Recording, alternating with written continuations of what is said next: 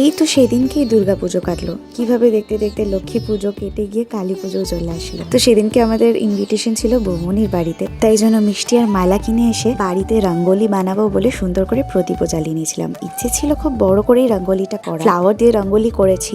তো সময়ের অভাবে খুব তাড়াতাড়ি করে ছোটোর মধ্যেই একটা রঙ্গোলি বানিয়েছিলাম। এই যে সুন্দর মায়ের মুখ দেখছো, এটা হচ্ছে বগলা মা। তো তারপর আমরা চলে এসেছিলাম এই অ্যাস্থেটিক ব্যালকনিতে একটু দোল খেতে। আর দেখো বৌমনি এদিকে ভোগের আয়োজন করছে। তারপর আমরা আবার বাড়ি চলে গেছিলাম, কারণ প্রচুর বাজি এনেছিল দাদা, সেগুলো সব ফাটাতে হবে। আমরাও কিনেছিলাম ফানুস। এই এত সুন্দর তুবড়ি ফাটিয়ে এই সেলটা দেখে যা আনন্দ পেয়েছি আমরা, মানে লিটারালি ভীষণ সুন্দর লাগছে। তারপর আমরা এখানে রং মশাল জ্বালাচ্ছিলাম, আর তারপর এসে আমার একটা টুবড়ি ফাটানোর বাড়ি। এই টুবড়িগুলোর হাইট এতটাই দারুণ ছিল যে তোমাদেরকে বলে বোঝাতে পারবো না। আর এইদিকে মার মামনি মিলে রং মশাল জ্বালাচ্ছে।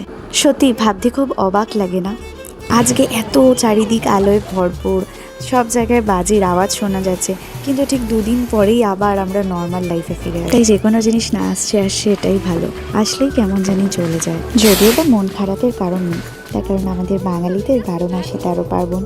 এই তো জগদ্ধাত্রী পুজো আসছে আবার। এখানে বাবি আবার একটা টুবড়ি জ্বালিয়ে দিয়েছে। টুবড়িগুলো এত লিটারালি দেখতে ভালো লাগছিল যে তোমাদের বলে বোঝানো যাবে না। তো এখানে মা আর মামনি রং মশাল ফাটাচ্ছে, আর বাবা আর বাবি দুজন মিলেই চকলেট বোম ফাটাতে ব্যস্ত, মানে হাতে করেই চকলেট বোম ফাটাচ্ছে। আমিও হাতে করেই চকলেট বোম ফাটাতে খুব ভালোবাসি।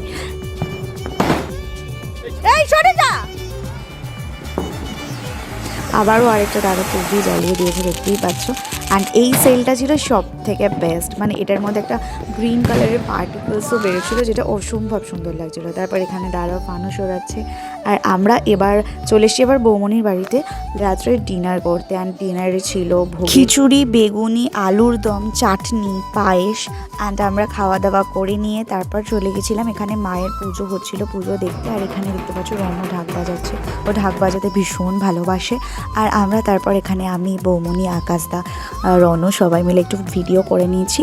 আর তারপর আমরা বেরিয়েছিলাম প্যান্ডেল হপিংয়ে, যেটা আমরা অনেক আগেই বেরোনোর কথা ছিল, বাট দেরি হয়ে গেছিলো, তাই দুটো প্যান্ডেল হপিং করতে গেছিলাম। আর এই মায়ের মুখটা কি সুন্দর দেখো, এখানে করেছিল থিমটা জগন্নাথ মন্দির। তো তারপর ঠাকুর দেখে আমরা চলে এসেছিলাম ফ্ল্যাটে আমাদের ছাদে বাজি ফাটাতে। আর এখানে এত সুন্দর লাগছিল, লিটারালি সবাই বাজি ফাটাচ্ছে। অ্যান্ড আমরা না কিছুক্ষণ নিস্তব্ধভাবে দাঁড়িয়েছিলাম, মানে জাস্ট ফিল করছিলাম। সো এইভাবেই আমরা কালী পুজোর দিনটা দারুণ করে এনজয় করলাম। আর হ্যাঁ, পেজটা ফলো করতে কিন্তু একদম ভুলো না।